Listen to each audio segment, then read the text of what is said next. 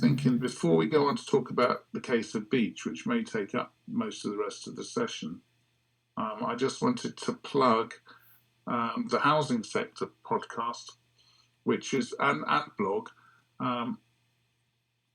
which is having a mental block. I emailed him this morning. What's the name of the guy, Mike?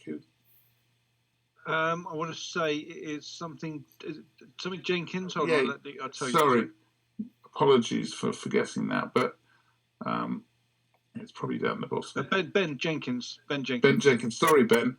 And this I wanted to mention this because it's such a good. This post here, struggling to hear, try listening, is one of the best things I've read in the sector for a long time, and Ben manages to hit the nail on the head sort of consistently throughout this article, which I'll summarize it, and I'd recommend anyone read it and listen to the podcast which goes with it, which is this one here and the other ones. But Ben's talking about a phenomenon which I think we all experience and find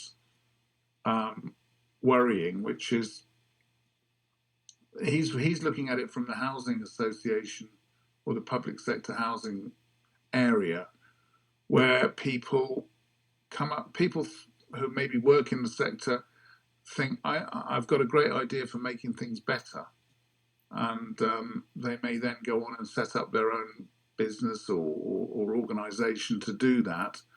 But the process, once you start doing it, the thing takes on a life of its own, and you start basically working for the sake of your organization rather than for the reasons that you set up the organization in the first place. And that ties in with the fact that these large housing associations have become, I think all of these, and I could go on listing a few more names that have escaped this list, but they've become what I call, I hate to use the term, but it's a Star Wars term, but it's like Death Star.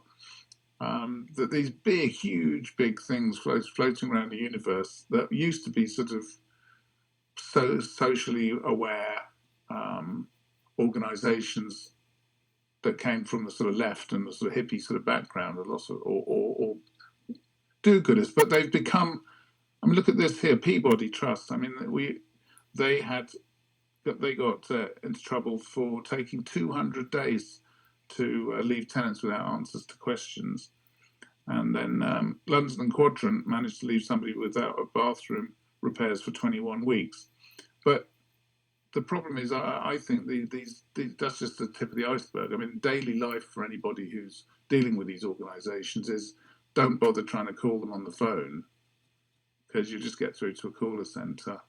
And when you get to the end of the call, you might speak. If you're lucky, you'll get through to somebody who's just looking at a computer, and they can say, "Oh yes, you live at this address, don't you?" And you say, "Yeah," and then they say, "Well, I can pass on a message if you like," and that's it. So there's very little response. But meanwhile, they have meetings and things,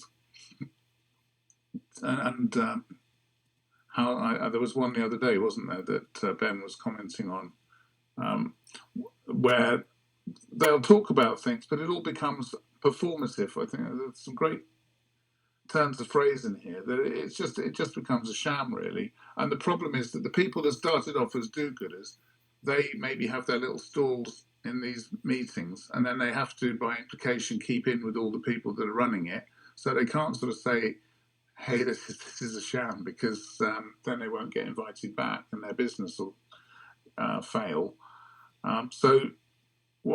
This is a really good analysis of that problem, and I think we've all got to look into ourselves and see that happening, because, for instance, I think this applies to solicitors and barristers just as much as housing sector people, because if you notice, the barristers, the barristers' chambers I just mentioned in those videos, they all produce the videos and the talks as a corporate thing for the chambers. They're not really interested in working together around the problems. And so, that old dilemma that if somebody found a cure for a common cold, the sort of pharmaceutical industry would probably try and quash it, because that would be the end of their cold cures. And I often have a feeling that solicitors would be, if somebody waved a magic wand and Lambeth Council did all their repairs the next day after you reported them, there'd be a lot of tears, because that would be holidays that wouldn't be taken because of all the money that they wouldn't make from Lambeth. And I think it's easy to, you start off being a sort of, thinking of justice, but you end up sort of a few years down the line just thinking of cost targets and promoting your firm against other ones. Do you find that might do them? I mean, the classic in the housing advice thing is where you get embedded, as it were, or you're dealing with an organisation and you can't call them out or refer people to solicitors to sue them, because then some boss is going to talk to your boss and say, "Hey, that Mike Hyden, he's a loose cannon.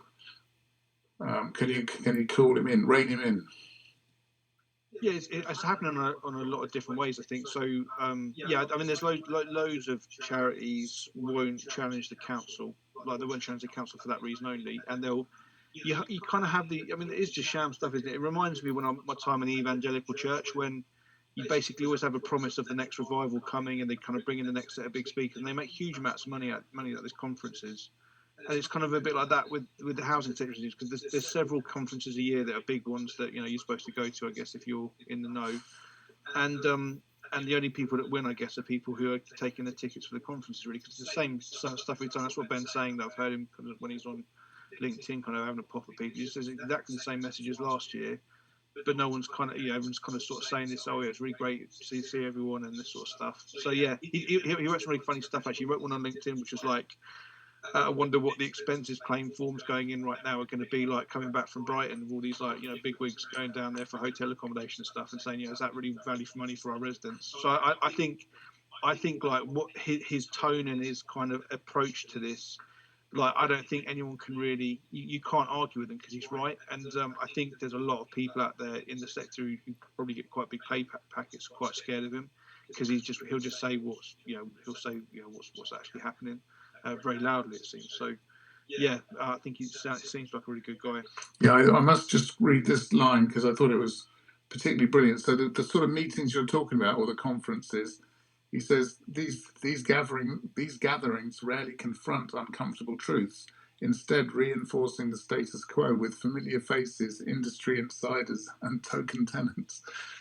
And I thought that's just perfect. I mean, so Ben, please keep doing what you're doing. It's so nice to see somebody writing something that's actually confronting reality, rather than the sort of humble blagging rubbish that you get so much on LinkedIn and the blogosphere about, sort of ever so proud that we've sort of won the award for the best housing association, and they don't really, whoever gave it didn't really evaluate it. So I'm hoping that Ben, we can get Ben as a guest on here one day, or I could go. I mean, I was talking. He mentioned about me going on his podcast as a guest, but hopefully we'll work more closely together in future. So I think that brings us back to the case of Beach, which we were talking about last week. And I have actually